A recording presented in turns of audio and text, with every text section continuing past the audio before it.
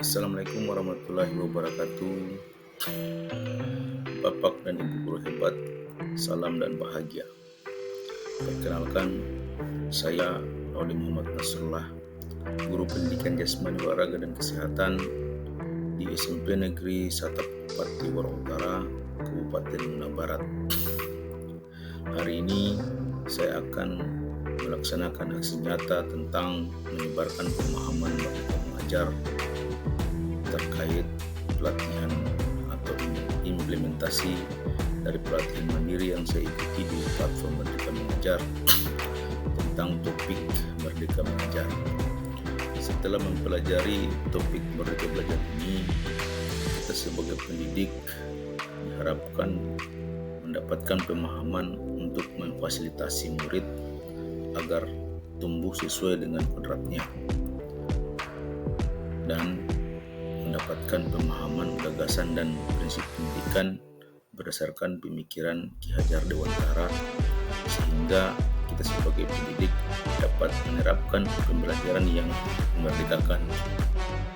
Dalam pelatihan mandiri tentang Merdeka Mengajar ini, ada 5 modul yang dipelajari, yaitu yang pertama mengenali dan memahami diri sebagai pendidik, kemudian yang kedua mendidik dan mengajar, yang ketiga mendampingi murid dengan utuh dan menyeluruh, yang keempat mendidik dan melatih kecerdasan budi pekerti, dan yang kelima atau yang terakhir mendidik yang mengantarkan keselamatan dan kebahagiaan.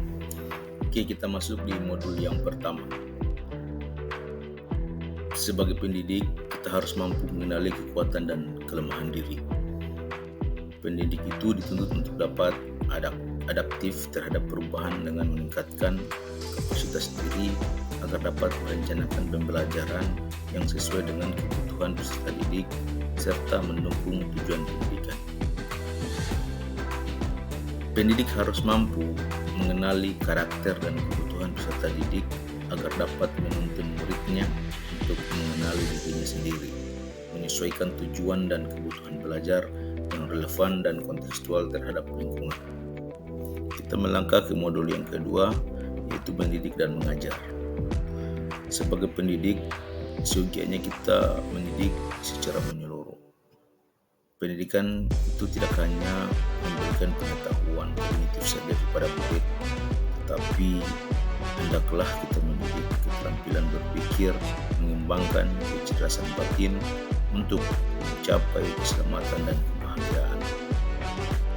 Selain itu, dalam proses pembelajaran yang selama ini biasa kita gunakan, kita masih sering mengadopsi sistem pembelajaran kolonial, di mana sistem kolonial ini sangat bertolak belakang dengan kebudayaan negara kita, yaitu Indonesia. Olehnya itu perlunya sebuah sistem yang humanis dan transformatif yang dapat memelihara kedamaian dunia dengan sistem yang biasa digunakan atau sistem AMUN. Selain sistem AMUN ini, kita juga sebagai pendidik harus memandang murid itu sebagai manusia yang utuh. Artinya bahwa pendidikan berperan dalam membantu peserta didik memenuhi kebutuhan lahir dan batin agar tercipta keseimbangan dalam ibu dan bapak guru hebat. Kita sebagai pendidik harus menerapkan sistem AMUN. Sistem AMUN itu sendiri merupakan buah dari pemikiran Ki Hajar Dewantara yang biasa kita kenal dengan semboyan Ing Narso Somtulodo Ing Madya Mangunkarsa Tuturi Handayani. Semboyan ini memiliki makna yang sangat besar dalam diri kita sebagai pendidik, di mana Ingar Sosong Tulodo ini bermakna bahwa kita sebagai pendidik ketika berada di depan itu kita menjadi teladan bagi murid kita. Ing Madya Mangunkarsa artinya bahwa ketika kita berada di tengah-tengah, kita sebagai pendidik itu berperan Ibu dan Bapak guru hebat, kita masuk ke modul yang berikutnya, yaitu tentang mendampingi murid dengan utuh dan menyeluruh. Pada materi ini ada dua tema yang akan kita bahas, yaitu tentang kodrat murid dan asas trikon. Yang pertama yaitu kodrat murid. Kodrat murid ini terbagi menjadi dua, yaitu kodrat keadaan alam dan kodrat keadaan zaman. Kodrat keadaan alam artinya bahwa murid itu terlahir dengan kodrat alamnya masing-masing, sesuai dengan lingkungan tempat mereka berada. Kemudian yang kedua yaitu kodrat keadaan zaman. Kita sebagai guru patut bergegas atau beradaptasi terhadap kondisi-kondisi murid yang sekarang ini berada di zaman yang penuh dengan teknologi dan perkembangan yang sangat pesat. Berikutnya yaitu asas trikon. Kita sebagai pendidik harusnya dapat merancang pembelajaran yang berkelanjutan, terbuka, dan berdasarkan kebudayaan negeri kita. Tentunya harus berdasarkan asas trikon, di mana asas trikon itu sendiri terbagi menjadi 3, yaitu yang pertama kontinu, kemudian yang kedua konvergen, dan yang ketiga konsentris.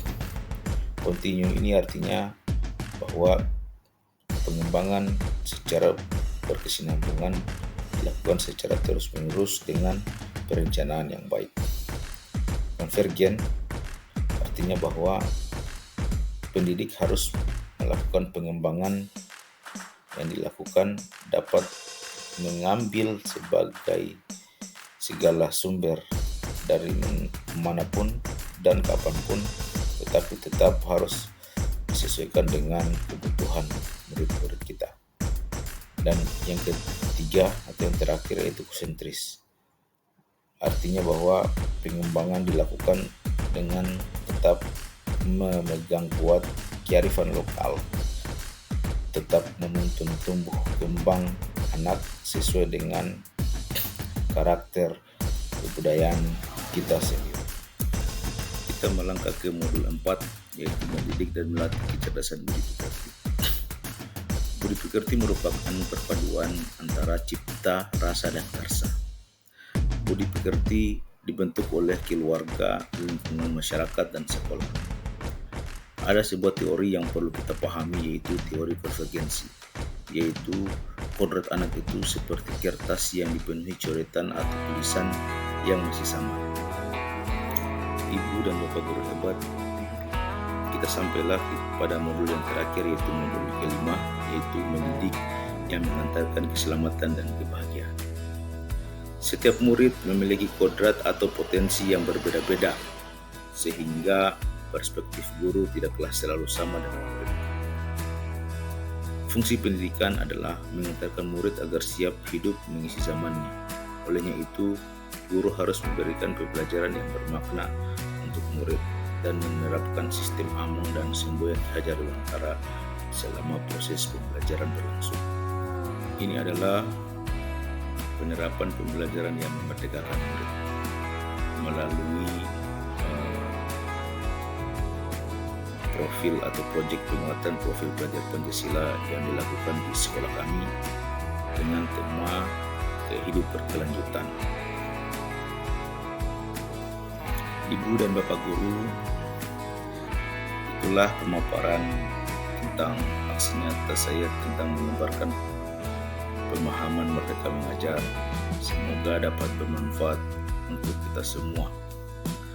Sebelumnya itu saya memohon kepada Ibu dan Bapak guru sekiranya dapat mengisi umpan balik dari aksi nyata saya ini, yaitu menjawab atau melengkapi pertanyaan yang ada di paparan ini, yaitu dari paparan yang disampaikan sebelumnya saya pikir titik, ternyata titik-titik. Kemudian langkah kecil yang akan saya lakukan setelah ini adalah titik-titik. Bapak dan Ibu bisa mengisi atau menjawab umpan balik ini melalui link Google Form yang tersedia. Sekian pemaparan dari saya. Semoga cerita ini dapat bermanfaat untuk guru-guru yang berada di SMP Negeri 1 Tiwara Utara. Akhir kata, wabillahi taufiq wal hidayah. Wassalamualaikum warahmatullahi wabarakatuh. Salam dan bahagia.